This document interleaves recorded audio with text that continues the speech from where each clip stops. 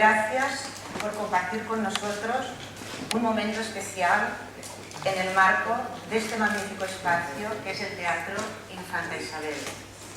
Hoy es un día esperado por muchos lectores, el de la presentación del libro Una columna de fuego, la tercera parte de una obra tan emblemática como Los pilares de la tierra.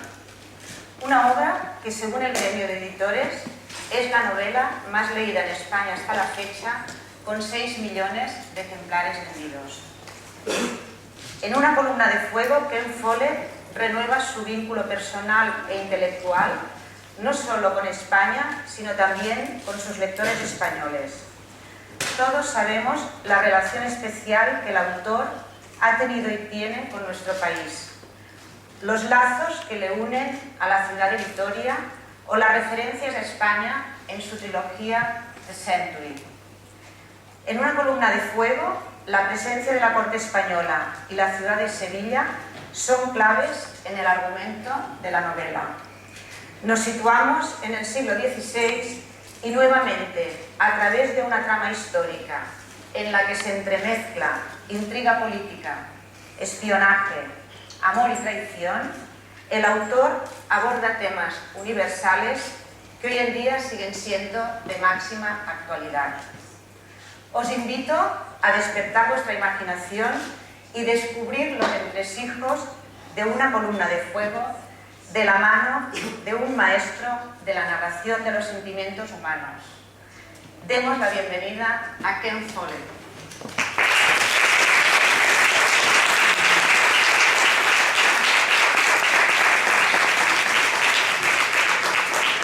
Hello everybody. It's a pleasure to be here in Madrid. I'm glad to have the chance to meet you and talk to you, and later on to answer your questions. Authors learn how to write a novel by reading novels. By the time you sit down to write something at the age of maybe 25 or 35, you know 90% of what you need. You know what a chapter is, a cliffhanger, what dialogue looks like, characterization, suspense, plot. Many of the books that gave me my education were borrowed from the public library in a suburb of London called Kenton. You were supposed to graduate to the grown-up library at the age of 16, but they let me in at 12 because I'd read just about everything in the children's library. Within a year, I discovered two writers who would influence me for the next half century. One was Shakespeare. I read Shakespeare's plays one at a time, like novels, struggling sometimes with the language, but captivated by the story.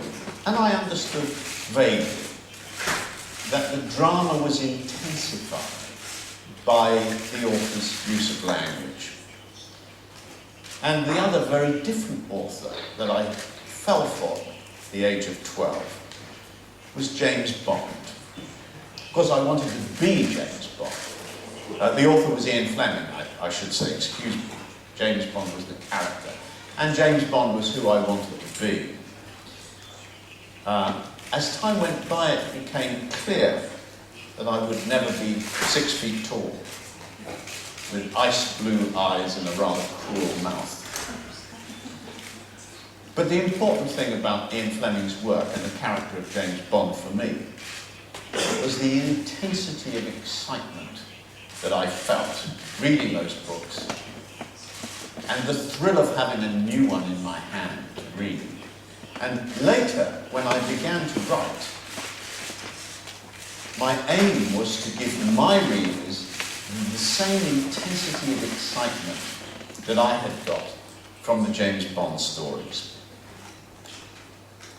From all the writers that I enjoy, I get one great satisfaction, and that is the feeling of being lost in the story. This happens when we respond emotionally to a novel. Tears come to our eyes, our hearts beat faster, our breathing changes, we sit on the edge of the chair. If it's scary, if it's a Stephen King novel, we might even get up and go and make sure that we really did remember to lock the door. We worry about the problems of the characters. We share their triumphs. We have feelings about the story, even though we know the story was made up by an imaginative but otherwise rather dull person sitting at a desk.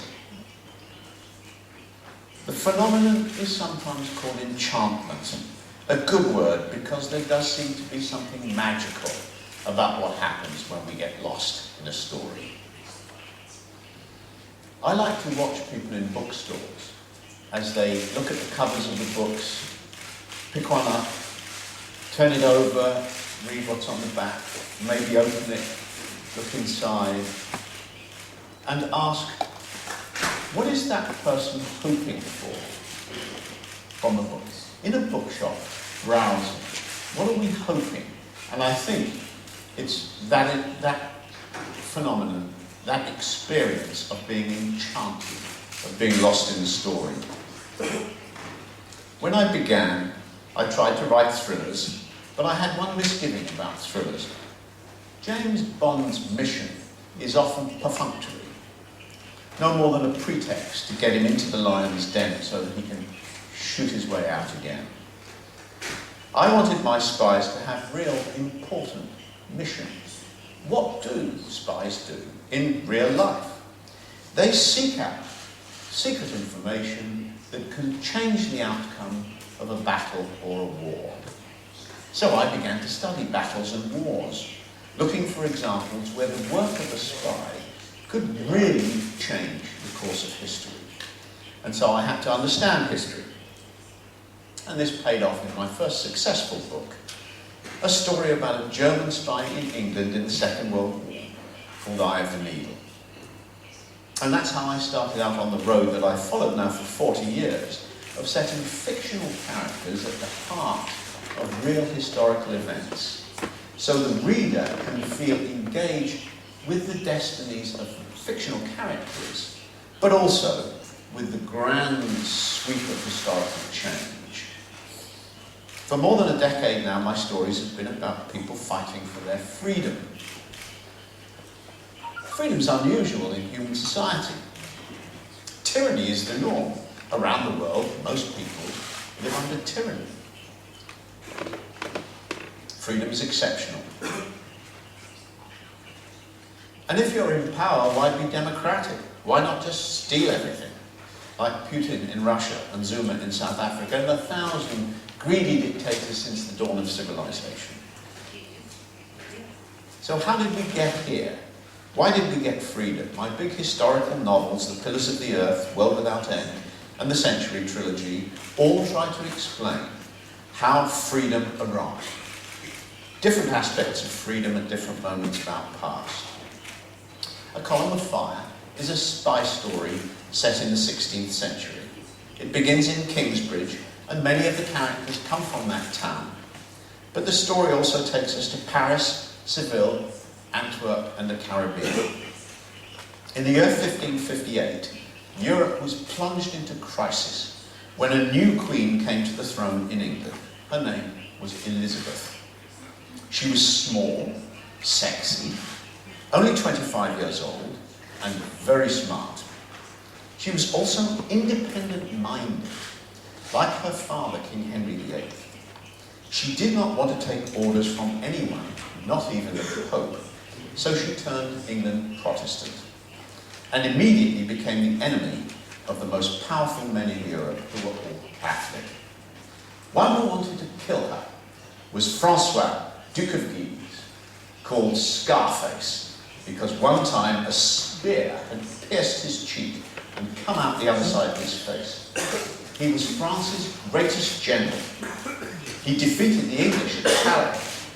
He was an ultra-Catholic, believing that all Protestants should be killed, especially Queen Elizabeth of England. There were many Catholics in England. Some of them went to France to train as priests, and then secretly returned to England to hold illegal services in country houses behind locked doors. One such was Rollo Fitzgerald from Kingsbridge. It was dangerous work, If caught, they were tortured and executed. There were so many assassination plots against Elizabeth that she set up the first English secret service to protect herself.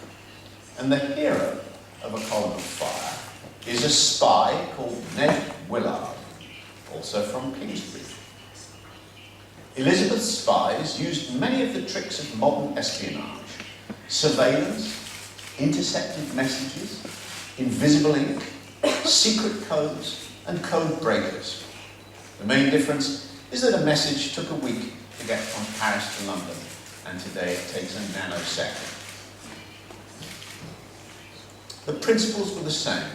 Every country needed to find out what the others were planning. The people who tried to kill Elizabeth knew who they wanted to replace her. Mary Stuart, the former Queen of France, the deposed Queen of the Scots, the grand niece of King Henry VIII of England, and a devout Catholic. All plots to assassinate Elizabeth involved putting Mary Stuart on the throne of England. Elizabeth imprisoned Mary for many years, but that didn't stop the plots. So in the end, Elizabeth chopped off Mary's head.